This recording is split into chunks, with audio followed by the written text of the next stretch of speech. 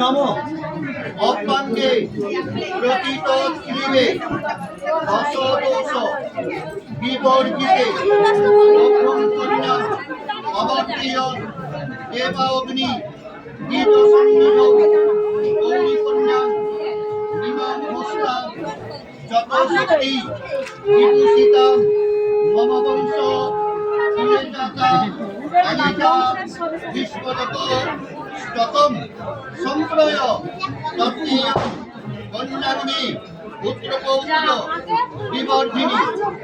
আপনি বলুন শান্তিশীলা তথা লজ্জা কামক্রোধ বিবর্জিতা সভ্যং কন্যাম প্রবর্তয়ন দেবা অগ্নি দ্বিজসন্নিধৌ।